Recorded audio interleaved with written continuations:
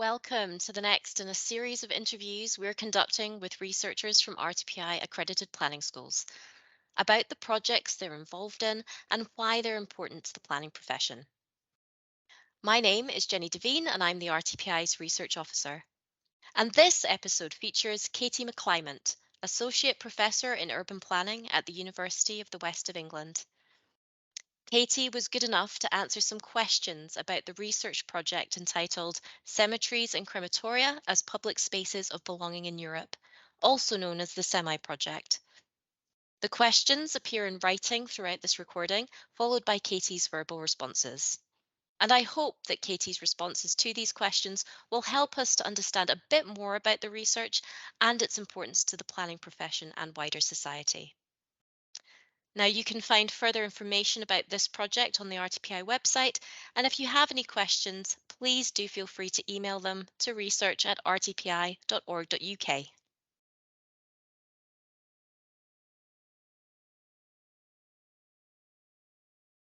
Okay, so for me, the project has reaffirmed the importance of cemeteries and crematoria gardens as important and ubiquitous yet diverse spaces in all of our towns and cities.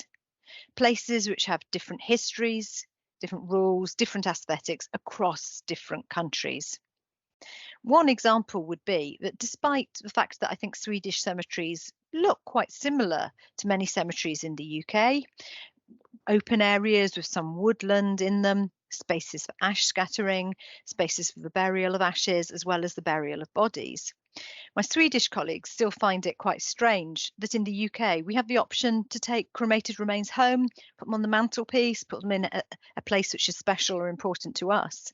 In Sweden, this is much more regulated, with cremated remains rarely being able to leave that crematoria or the crematoria garden itself. This, for me, just shows the importance of that dialogue and that comparative level of the research. So, for planners, I think the ongoing presence of cemetery spaces in our built environment and the need for new cemeteries and crematoria, alongside the fact that, well, death is something we will all experience, should make this research automatically important to planning. But equally, knowing the pressures that many planners are under in their work, it's understandable that cemeteries may struggle to get to the top of the to-do list. We really hope that this research project and our partnership with the RTPI in this will help it to gain greater visibility in planning circles.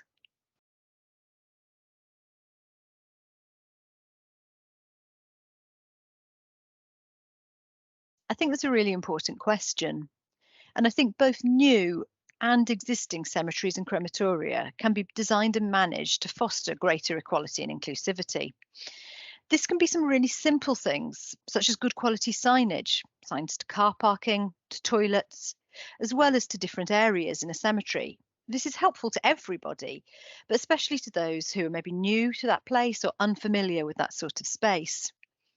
Seating, just benches really, and accessible toilets that are welcoming and not sort of grotty or misused or not open very often are helpful. Again, helpful for everyone, but particularly to elderly people or people with limited mobility. Very important when we're thinking around inclusion. These sorts of provisions, so seating, toilets, maybe warmer places to go, are particularly important for groups and individuals who may wish to come to that cemetery space regularly to meet certain cycles in mourning or faith requirements, rather than people that are just going there for a funeral. But they're also still positive for anyone who's attending or going into that space at any point.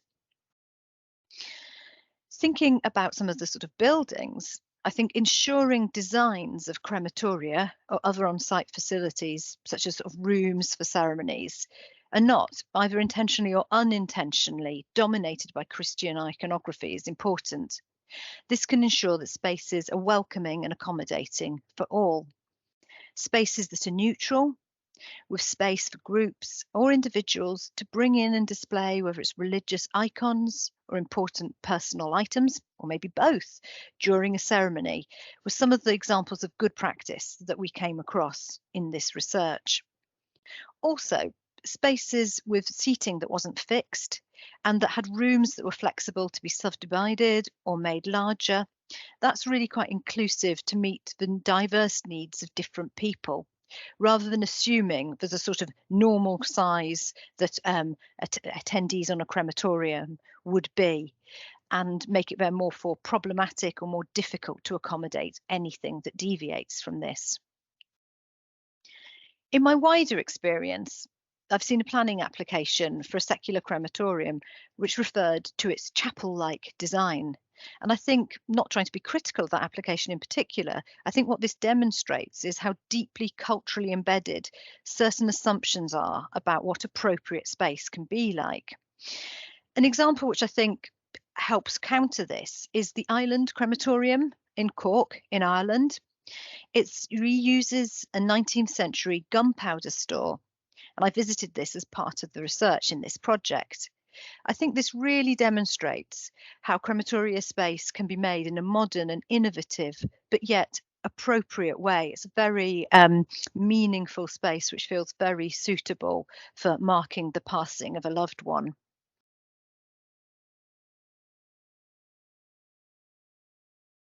I think planners have a role in making cemeteries more visible in urban development strategies.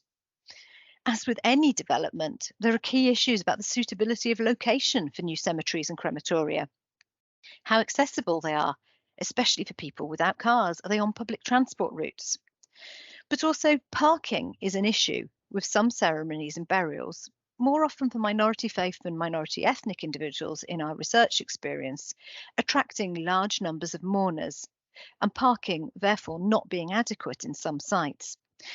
Well, I hope that the management of these sorts of issues about transport and parking are clear concerns to all planners. One other thing is, and this may be more for cemetery managers than planners, is around regulations, such as limits on the heights of memorials. These should be assessed to see if they unfairly exclude requirements of certain groups. One way of getting around these sorts of regulations was the use of free fields seen in the Netherlands, where all restrictions on memorialisation were absent. These free fields were in addition to more traditionally managed and regulated spaces in cemeteries. So, some places for people that would like that order and knowing that other people's practices were not going to negatively infringe on their own spaces, but some spaces where those restrictions were lifted and people felt more able to express things personally that wouldn't be allowed elsewhere. Planners could consider whether sites have enough space to allow for these different memorial practices, and also to see if they can be permitted in a way which doesn't, for example, impact on maybe a neighbouring historic environment.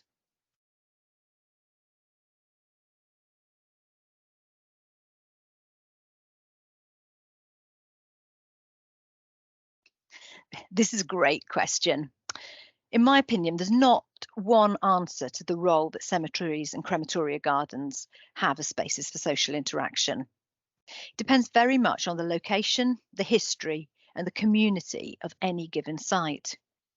For example, older sites that are less active as places of burial or ash scattering can more readily become public open spaces where wider activities are deemed more suitable, such as spaces for encouraging wildlife, watching nature, relaxing, picnicking on sunny days rather than the one that's like here today, and also maybe participating in some exercise such as jogging or even yoga.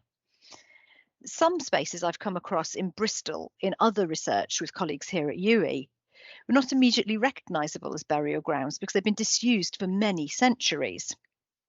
This is not the sort of site that we were looking at in the semi project that I'm talking about today, but I think it's important for planners to think holistically about cemetery spaces that they may be dealing with, and also to think about how they may be used for and by future generations.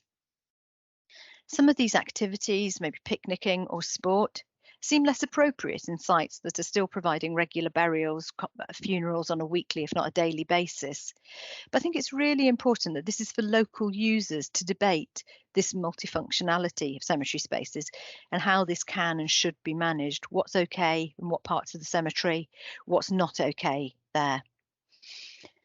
Another thing is in most of the cemeteries in our case study towns, there are separate areas provided for people of different faiths or cultural backgrounds. In part, this is an issue of sort of layout management, ensuring graves are pointing in a correct direction by a faith requirement, for example. But it's also a question of community, people wanting to be buried alongside extended family or alongside people whom they feel they've got that sort of connection and shared identity. On one hand, this might be seen as limiting social interaction by people keeping to sort of their own area. But on the other, I think this is important. This is responding to community requests in most instances. Most of these spaces have been negotiated and managed by community groups and the cemetery management. The art then, for planners and designers, I think, is ensuring that the overall layout of a cemetery encourages interaction, public interaction, that sense of public space in those more central areas. These are maybe those areas of seating, areas with access to toilets, offices, other inside buildings, if there's that sort of thing on the site. Cemeteries also are spaces where you can have cafes. This isn't very common in the UK, much more common in the Netherlands, for example. So Arnos Vale Cemetery in Bristol is somewhere I know quite well and an exception that does have a cafe in it. Arnos Vale is largely a heritage cemetery with a little bit of space for ash scattering and new spaces for green burial. But again, thoughtful design and understanding how this is done in a wider range of examples, it shows that something like a cafe is not incompatible with a large, modern, open cemetery. It's a question of managing those flows of people, making sure that cemeteries can have that more public space for interactions, as well as those more private aspects for individual reflection and mourning.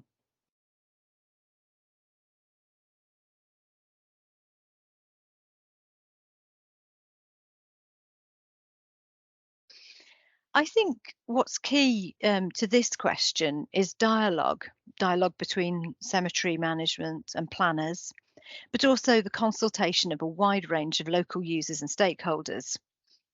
This can include professionals such as undertakers, funeral directors, faith group representatives, but it should also include people living locally to a cemetery site, people with relatives buried or memorialised there. Cemeteries can offer excellent ways of understanding the histories of many of the people who make up a place. Also, they are often places where people show respect to others, people that they maybe see as different from them. There are negative examples of otherwise, but broadly, they're places of tolerance. I think planners and cemetery managers can draw on these aspects and could undertake activities such as running workshops or public consultation events together in cemeteries themselves about the future of these sites, their future stewardship.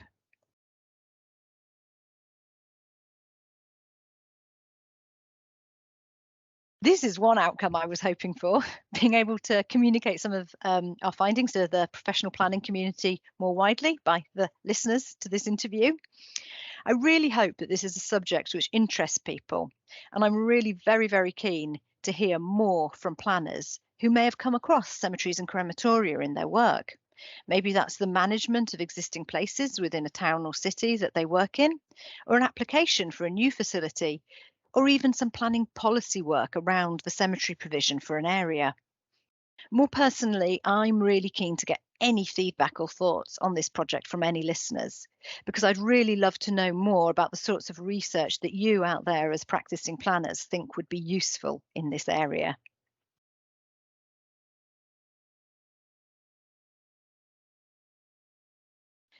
I hope that this project will allow planners to be interested in these issues of remembrance and cemetery space, and to also feel able to ask questions about the needs and desires of individuals and of many faith groups in their localities. As part of the project, we've made a short animated film that introduces some of these ideas and issues in what we hope is a brief and accessible manner. So I would encourage anyone interested to have a look at this as a starting point. There's not really a specific policy that I think needs introducing on the basis of findings in this research. But I think it would be good if a project could help get these issues onto planners' agendas. This is both in terms of the provision of cemeteries and crematoria, specifically inclusive and accessible cemeteries and crematoria, but also getting on a wider understanding of that diversity of requirements around disposal and remembrance, and how meeting these is really important to people and communities' senses of identity and belonging, and not some sort of annoying add on to business as usual.